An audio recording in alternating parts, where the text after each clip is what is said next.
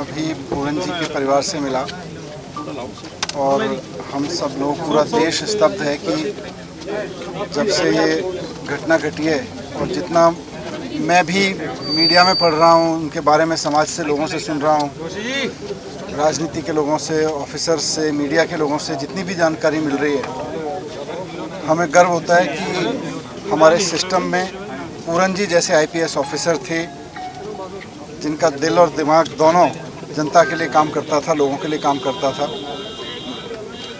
मैं भी उनके परिवार से मिला। जिस सदमे में उनका परिवार है उसका बयान करना मुश्किल है। एक ऑफिसर वाइफ, पढ़ी लिखी बच्चियां, पूरी पढ़ी लिखी फैमिली, और उन्होंने अपने बीच से अपने एक होनहार व्यक्ति को इस तरह से खो दिया है। सब सदमे में हैं और उससे भी ज़्यादा सदमे में इस बात से लेके हैं कि एक पढ़े लिखे ब्यूरोक्रेसी के टॉप तक पहुँचे परिवार के साथ जिस तरह पुलिस पेश आई है, जिस तरह से उनकी बॉडी को जगह जगह शिफ्ट किया गया, जिस तरह पुलिस का कंडक्ट रहा, वो बहुत ही सस्पिशियस है। कुछ छिपाने की कोशिश की जा रही है, कुछ दबाने की कोशिश की जा रही है। परिवार अभी भी पूरी उम्मीद लगा के बैठा है कि सरकार उन्हें न्याय देगी और उनको भरोसा भी है कि सिस्टम उनके साथ न्याय करेगा। लेकिन मैं देख रहा हूँ कि पूरे देश में इस समय जो माहौल बना हुआ है कि वो चाहे किसी आईपीएस ऑफिसर को जो पढ़ लिख के अपनी प्रतिभा के दम पर इतने टॉप पोजीशंस तक पहुंचता है, उसको हैरेस किया जा रहा है क्योंकि वो दलित है। उसके दलित होने के कारण कोई व्यक्ति चीफ जस्टिस जैसे सम्मानित पद पे, देश के सर्वोच्च सम्मानित पद पे पहुंच जाता है, उनको हैरेस किया जा रहा है, उनको प्रताड़ित किया जा रहा है। ये क्या भारत बना रहे हैं हम लोग 21वीं सदी में, जब सारी दुनिया आर्टिफिशियल इंटेलिजेंस के युग में जी रही है, एआई को आगे लेके आ रही है सोचने समझने के लिए, टेक्नोलॉजी को लेके, और हम इस युग में जी रहे हैं कि हमारे देश के चीफ जस्टिस पे जूता इसलिए फेंका जाता है क्योंकि वो दलित परिवार से आते हैं। हमारे देश के एक आईपीएस ऑफिसर को इतना प्रताड़ित किया जाता है क्योंकि वो दलित परिवार से आता है, और कुछ लोगों को लगता है कि दलित परिवार से आके उसकी हिम्मत कैसे हो गई इतना आगे बढ़ने की। ये कौन सा देश खड़ा कर रहे हैं हम,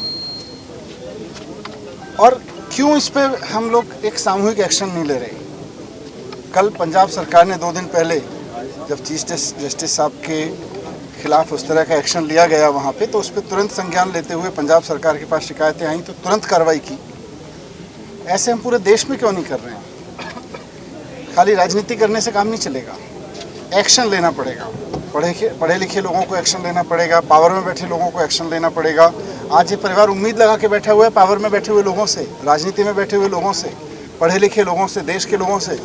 इनको अगर हम न्याय देना चाहते हैं, अगर हम ये चाहते हैं कि आगे से कोई व्यक्ति अगर जुडिशरी या ब्यूरोक्रेसी की टॉप पोजीशनिंग पे पहुँचे, तो फिर ये राजनीति, जात पात की राजनीति और ये मानसिकता जो कुछ लोग लेके चल रहे हैं, ये पीछे करनी पड़ेगी, इसको हराना पड़ेगा हमें। दुख की इस घड़ी में हम इस पूरे परिवार के साथ हैं, हर उस परिवार के साथ हैं जो कहीं भी पहुंचता है तो उसको दलित होने के नाते प्रताड़ित किया जाता है। आम आदमी पार्टी, हमारी सरकार, हमारी पूरी टीम, और मैं समझता हूं पूरे देश का हर संवेदनशील आदमी ऐसे समय पे हर उस परिवार के साथ है जिसको किसी सरकारी दफ्तर में बैठने पे दलित होने के नाते प्रताड़ित किया जाता है। सर, अपने परिवार से मुलाकात की है, क्या बात हुई है? परिवार ने आपसे क्या बातचीत की है कि क्यों कार्रवाई जो है नहीं हो रही? कोई मदद मांगी है? नहीं, मदद तो देखिए, उनको अभी भी सिस्टम से पूरा भरोसा है कि सिस्टम उनका साथ देगा, और बाबा साहब ने जो संविधान बनाया है उसके तहत उनको ये अधिकार मिला है कि एक दलित परिवार का बेटा पढ़ लिख के इन पदों पे पहुँचे और फिर समाज के लिए काम करे। तो उनको अभी भी उम्मीद है कि सिस्टम उनके साथ खड़ा होगा, और हम सब लोग परिवार के साथ में खड़े हुए हैं। जहाँ भी ज़रूरत पड़ेगी आम आदमी पार्टी अपनी पूरी कैपेसिटी में। कल एक मीटिंग बुलाई गई रविदास गुरुद्वारे में, तो क्या आम आदमी पार्टी के भी सदस्य उसमें सर्वदलीय वो सर्वजातीय बुलाया गया, उसमें आप लोग भी शामिल होंगे क्या? निश्चित रूप से जहाँ भी इसकी आवाज़ की ज़रूरत होगी हम लोग साथ हैं।